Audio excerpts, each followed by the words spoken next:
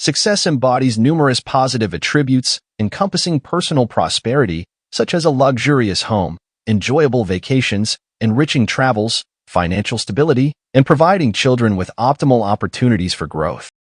Every individual aspires to success, seeking the best life has to offer and shunning mediocrity. The power of belief is foundational to achieving success. Genuine belief in one's ability to overcome obstacles and achieve goals generates the energy and determination necessary for success. Belief is not a mystical force, but a practical mindset that triggers the mind to devise strategies for success. Strong belief instills confidence in oneself and inspires confidence in others. Those who believe they can accomplish great things are more likely to do so, as belief serves as the driving force behind notable achievements in various fields, from space exploration to scientific discoveries. Conversely, a lack of belief often leads to failure.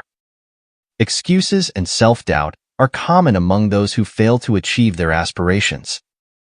The "okay, I'll give it a try but I don't think it will work" attitude produces failures. Doubt breeds negativity and attracts reasons to justify failure. A young fiction writer talked with me recently about her writing ambitions. The name of one of the top writers in her field came up. "Oh," she said, "Mr. X is a wonderful writer, but of course, I can't be nearly as successful as he is." Her attitude disappointed me very much because I know the writer mentioned. He is not super intelligent, nor super perceptive, nor super anything else except super confident. He believes he is among the best, and so he acts and performs the best. It is well to respect the leader. Learn from him, observe him, study him, but don't worship him. Your mind is a complex thought factory, constantly producing an array of thoughts throughout the day. This mental production is overseen by two foremen, Mr. Triumph and Mr. Defeat. Mr. Triumph specializes in generating positive thoughts, highlighting reasons why you can succeed and emphasizing your qualifications and capabilities. On the other hand, Mr. Defeat focuses on negative, self-deprecating thoughts, highlighting reasons why you might fail and emphasizing weaknesses or inadequacies. Both Mr. Triumph and Mr. Defeat are highly responsive to your mental signals. By giving even the slightest mental beck and call, you can activate either foreman.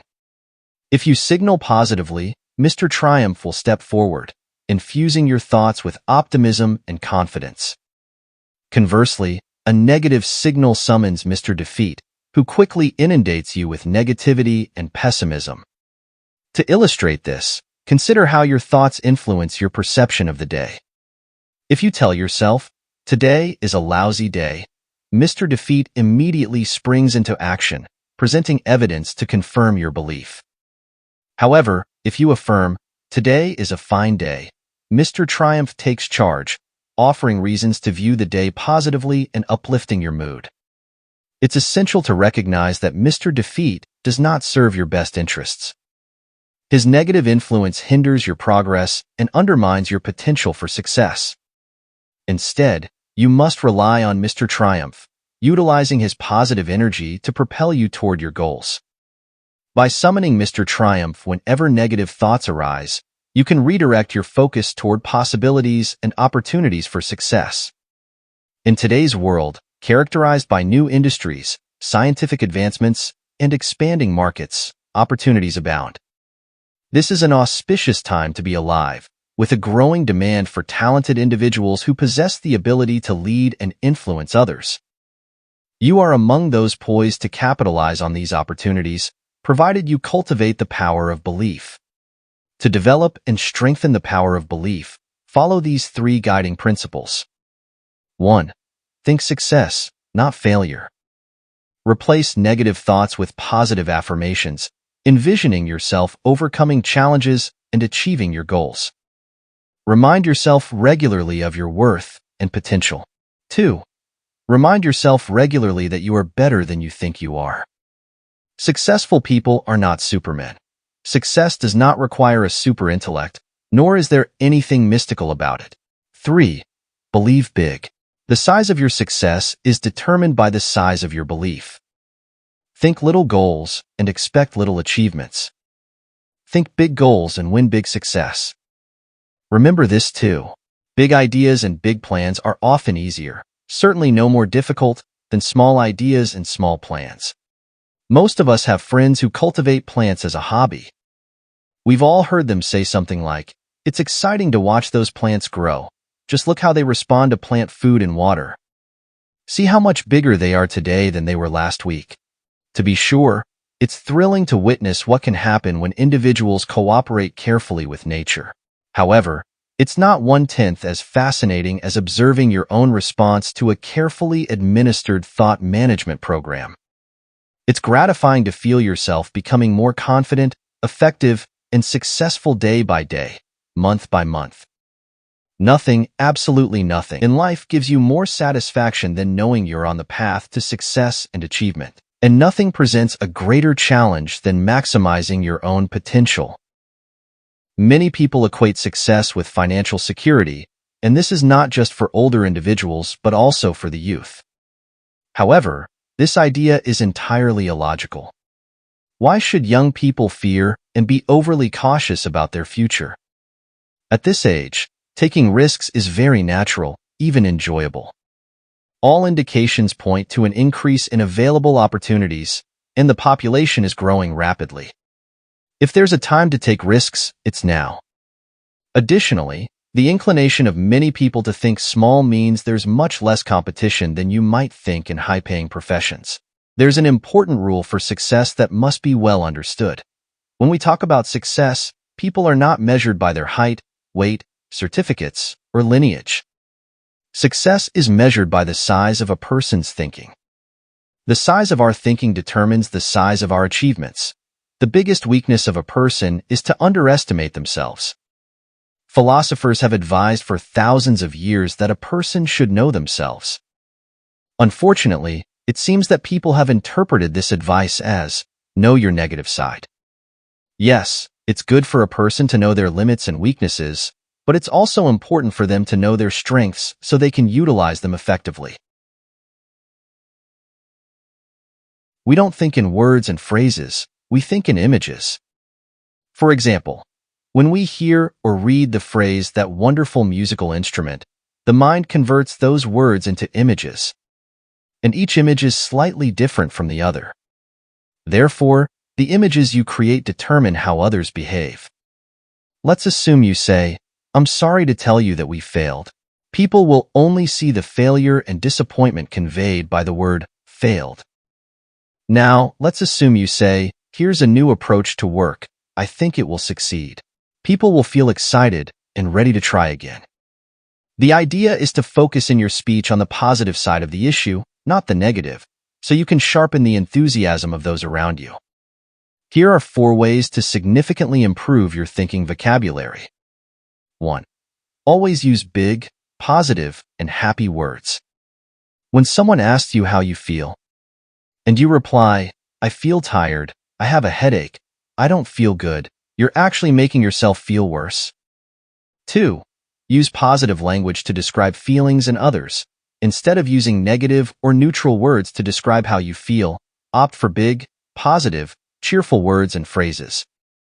For example, when asked how you feel, respond with enthusiasm such as, "Just wonderful, thanks," or "Great."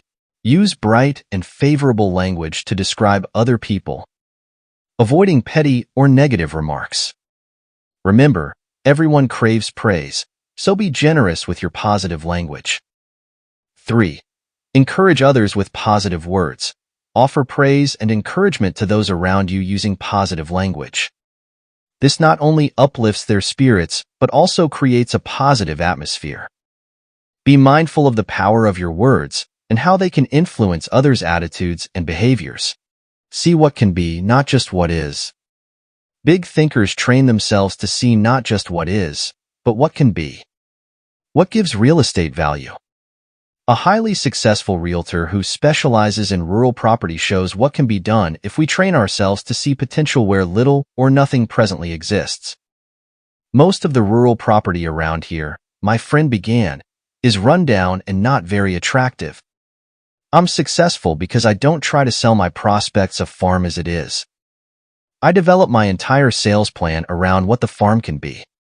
Simply telling the prospect, the farm has XX acres of bottomland and XX acres of woods and is XX miles from town, doesn't stir them up and make them want to buy it. But when you show them a concrete plan for doing something with the farm, they're just about sold. Here, let me show you what I mean. He opened his briefcase and pulled out a file. This farm, he said, is a new listing with us. It's like a lot of them. It's 43 miles from the center of the metropolitan area, the house is run down, and the place hasn't been farmed in 5 years. Now, here's what I've done. I spent 2 full days on the place last week, just studying it. I walked over the place several times. I looked at neighboring farms. I studied the location of the farm with respect to existing and planned highways. I asked myself, what's this farm good for? I came up with 3 possibilities. Here they are. He showed them to me. Each plan was neatly typed and looked quite comprehensive. One plan suggested converting the farm into a riding stable. The plan showed why the idea was sound. A growing city, more love for the outdoors, more money for recreation, good roads. The plan also showed how the farm could support a sizable number of horses so that the revenue from the rides would be largely clear. The whole riding stable idea was very thorough and convincing. The plan was so clear and convincing. In similar fashion, this enterprising salesman developed a second thorough plan for a tree farm and a third plan for a combination tree and poultry farm. Now, when I talk with my prospects, I won't have to convince them that the farm is a good buy as it is. I help them to see a picture of the farm changed into a money-making proposition. Besides selling more farms and selling them faster, I can sell a farm at a higher price than my competitors. People naturally pay more for acreage and an idea than they do for just acreage. Because of this, more people want to list their farms with me, and my commission on each sale is larger. The moral is this: look at things not as they are, but as they can be. Visualization adds value to everything. A big thinker always visualizes what can be done in the future. They aren't stuck with the present. It isn't what one has that's important. Rather, it's how much one is planning to get that counts. The price tag the world puts on us is just about identical to the one we put on ourselves. Here's something leaders in every field agree on. There is a shortage of top-flight, expertly qualified individuals to fill key positions. Indeed, as the saying goes, there is plenty of room at the top. There are many almost qualified people, but one success ingredient is often missing: the ability to get things done. To achieve results, every significant job, whether it's operating a business, high-level selling, in science, the military, or the government, requires someone who takes action. Excellent ideas alone are not enough. An idea, even if fair, acted upon and developed, is 100% better than a terrific idea that fails because it isn't followed up. As you observe people, both successful and average, you find they fall into 2 classes. The successful are active, let's call them activationists. The average, mediocre, and unsuccessful are passive, let's call them passivationists. Many passivationists became passive because they insisted on waiting until everything was 100% favorable before taking action. Perfection is highly desirable, but nothing man-made or designed is, or can be, absolutely perfect. So waiting for the perfect conditions is waiting forever. One can be too careful, too cautious, even in planning a marriage or planning anything where things need to get done. The test of a successful person is not the ability to eliminate all problems before they arise, but to tackle and resolve difficulties when they do arise. We must be willing to make intelligent compromises with perfection, lest we wait forever before taking action. Here are 2 things to help you avoid the costly mistake of waiting until conditions are perfect before acting. Expect future obstacles and difficulties. Every venture presents risks, problems, and uncertainties. Let's suppose you wanted to drive from Chicago to Los Angeles, but insisted on waiting until you had absolute assurance that there would be no detours, motor trouble, bad weather, drunken drivers. or any risk whatsoever, when would you start? Never. It makes sense to map your route, check your car, and take other precautions to minimize risks, but you can't eliminate all risks. Address problems and obstacles as they arise. The test of a successful person is not the ability to eliminate all problems before taking action, but the ability to find solutions to difficulties as they arise. In business, marriage, or any activity, cross bridges when you come to them. Ideas are crucial. We must have ideas to create and improve anything. Success eludes those who lack ideas. However, ideas alone are not enough. An idea for getting more business, simplifying work procedures, etc., is valuable only when acted upon. A good idea, if not acted upon, produces terrible psychological pain. But a good idea acted upon brings enormous mental satisfaction. Use action to overcome fear and gain confidence. Action feeds and strengthens confidence. Inaction in all forms feeds fear. To combat fear, act. To increase fear, wait, postpone, put off. Many physicians prescribe neutral, harmless medication to people who insist they need something to help them sleep. For many, simply swallowing a pill, even if it contains no active ingredients, makes them feel better. In conclusion, the way to combat any kind of fear is action. Start your mental engine mechanically. Action must precede action. That's a law of nature. Nothing starts itself. The point is clear. People who get things done in this world don't wait for the spirit to move them. They move the spirit. Do this today. Pick the one thing you like to do least. Then, without deliberating or dreading the task, do it. That's the most efficient way to handle chores. Now is the magic word of success. Tomorrow, next week, later, sometime, someday are often synonyms for failure. Initiative is a special kind of action. It's doing something worthwhile without being told to do it. The person with initiative has a standing invitation to join the high-income brackets in every business and profession. Now, as we ascend into the uncrowded world of success, we discover people from every conceivable background. Corporate executives, leading ministers, government officials, top professionals in every field. We find they come from poor homes, rich homes, broken homes, cotton patches, cornfields, and slums.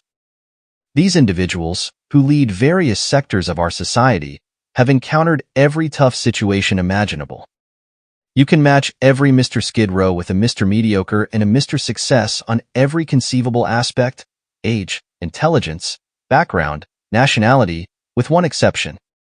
The one thing you can't match them on is their response to defeat.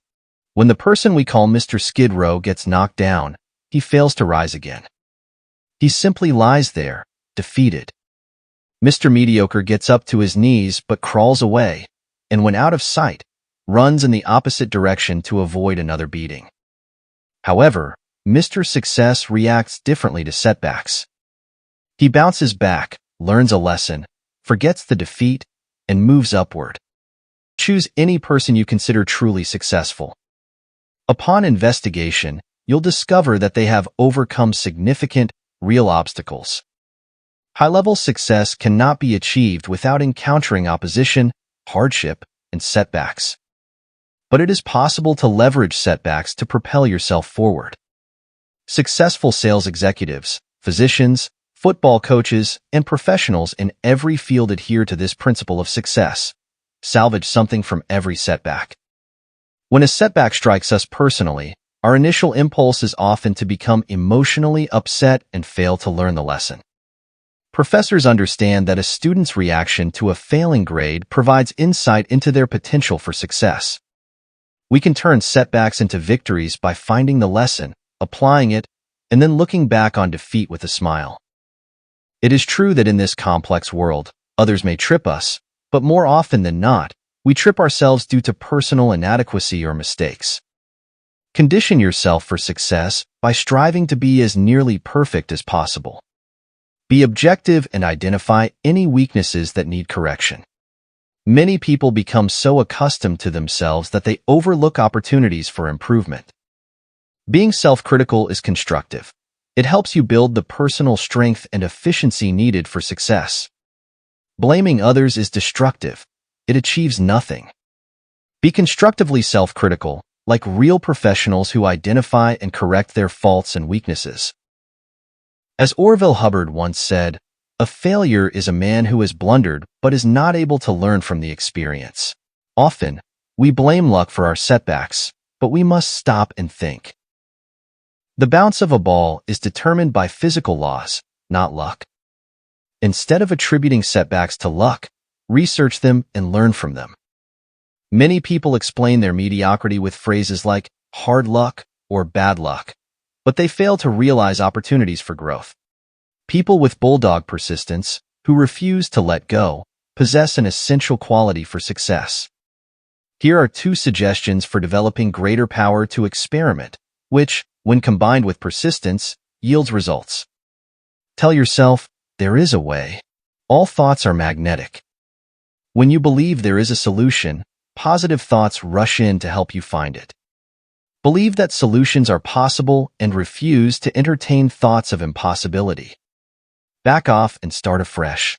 Sometimes, staying too close to a problem for too long hinders finding new solutions. Take a break, refresh your mind, and approach the problem with renewed energy. Sometimes, solutions come when you least expect them. Seeing the good side pays off in significant situations as well.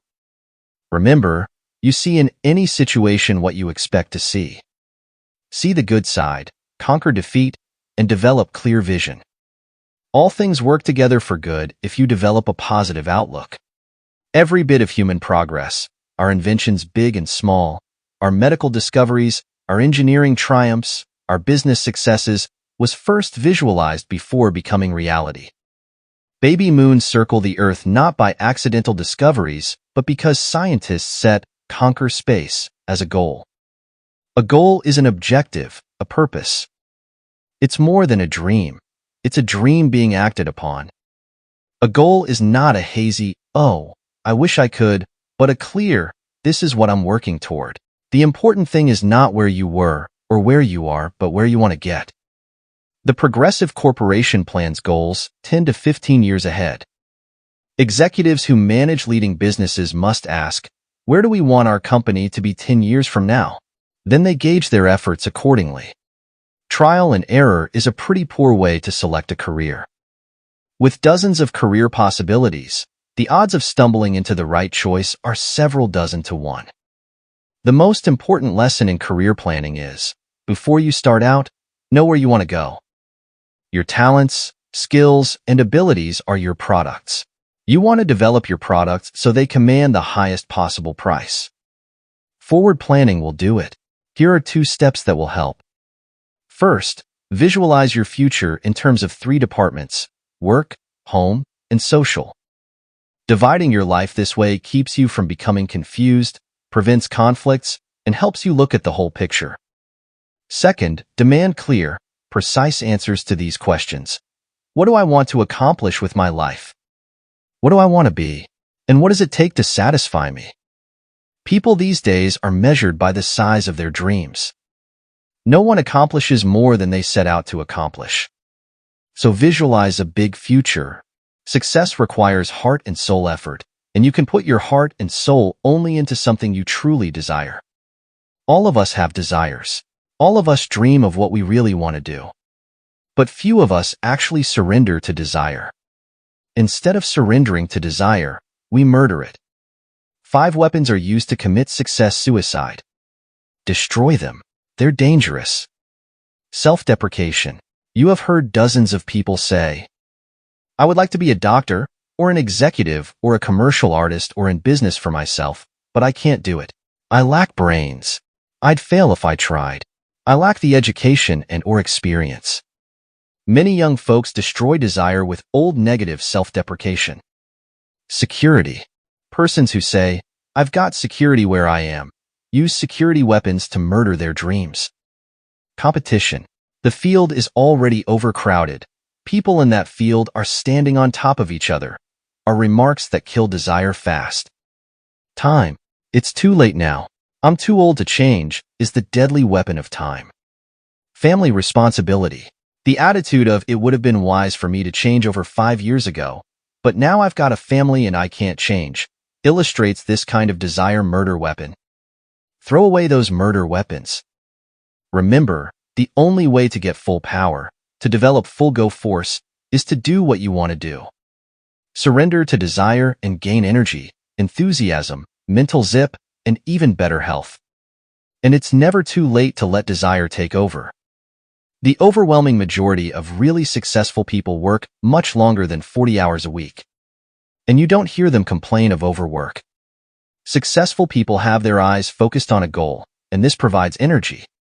The point is this: energy increases, multiplies, when you set a desired goal and resolve to work toward that goal.